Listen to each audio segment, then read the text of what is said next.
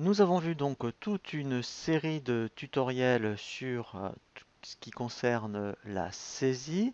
Nous allons voir maintenant une thématique sur tout qui concerne le traitement mensuel sur la comptabilité et je vous propose donc une série de tutoriels à ce sujet. Donc on va voir dans un premier temps le tutoriel qui va concerner le lettrage. Nous verrons ensuite tout ce qui va concerner le rapprochement bancaire.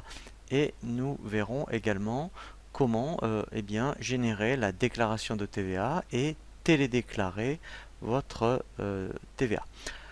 Le premier donc tutoriel que je vous propose par rapport à cette thématique est tout ce qui est consultation et lettrage. Alors ici nous allons voir vraiment toutes les possibilités, je dirais, de lettrage qui vous est offerte et également au niveau de tout ce qui est consultation. Ici, si vous voulez vraiment optimiser, je dirais, ces nouvelles versions donc de EBP Compta, eh bien, nous allons voir des notions de grands livres interactifs, de balance interactive, qui donc sont différentes des principales éditions que vous avez l'habitude de faire lorsque vous demandez éventuellement une impression d'un grand livre ou d'une balance. Et bien là, comme son nom l'indique, comme c'est interactif, on peut à partir, eh bien, je dirais, d'une visualisation, faire pas mal d'opérations. Alors, la première chose donc qu'il faut bien penser à faire lorsque effectivement vous voulez faire ce qu'on appelle du lettrage, il faut avoir pensé dans les informations société, avoir indiqué ce qu'on appelle un seuil minimum d'écart.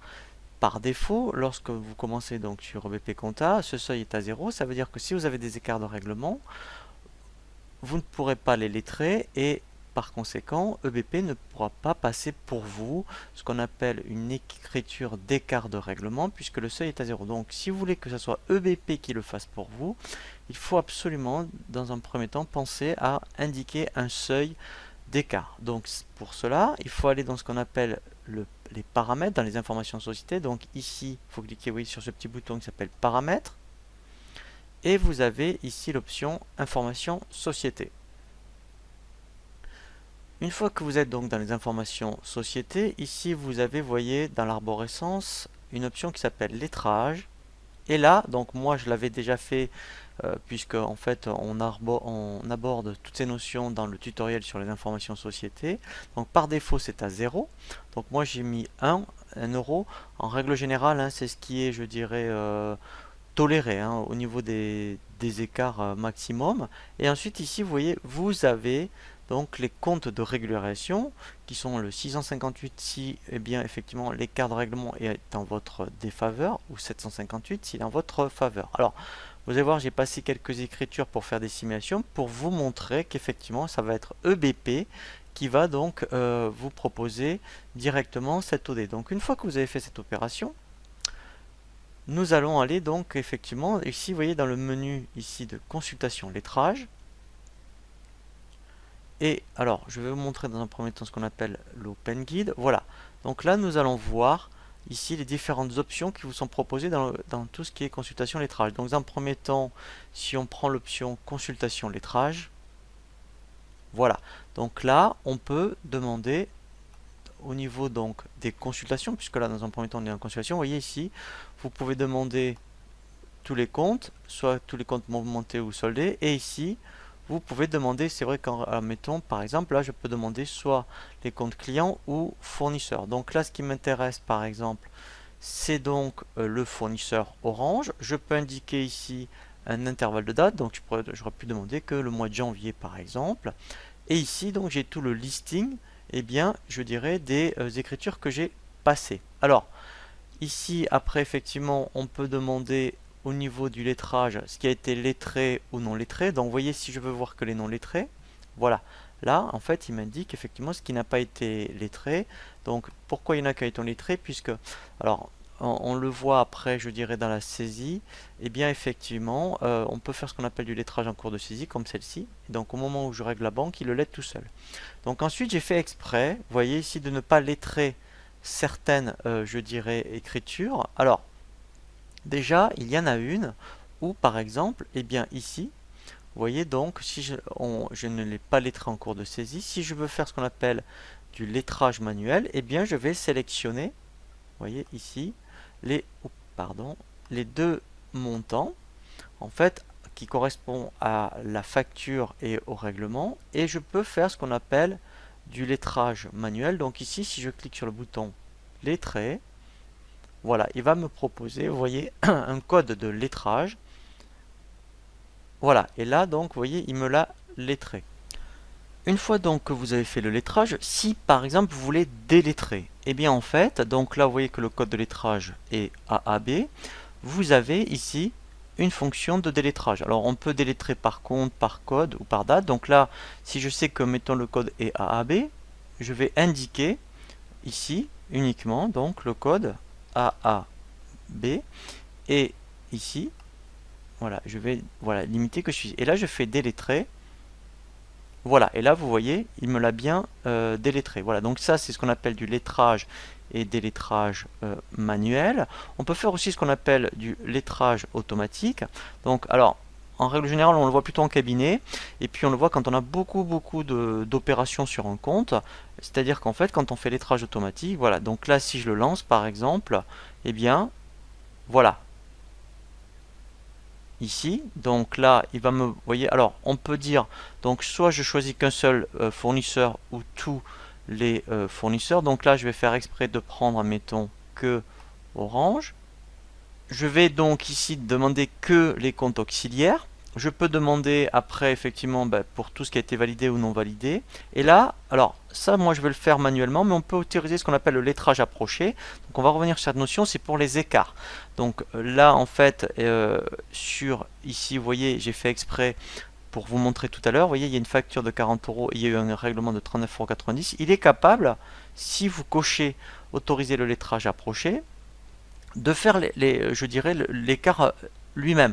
Sachant que c'est un petit peu dangereux le lettrage automatique, puisque si vous avez deux factures de 100 €, il voit donc après deux règlements, c'est pas dit qu'il rapproche le bon règlement avec la facture. Lui, dès qu'il voit deux montants identiques, il va lettrer. Donc là, je vais vous le montrer pour vous montrer un petit peu la fonctionnalité, mais sachant qu'en entreprise, le lettrage automatique, on l'utilise pas trop. Donc là, si je fais démarrer, fait un lettrage pour le fournisseur Orange. Voilà, donc là, vous voyez, il me l'a bien indiqué.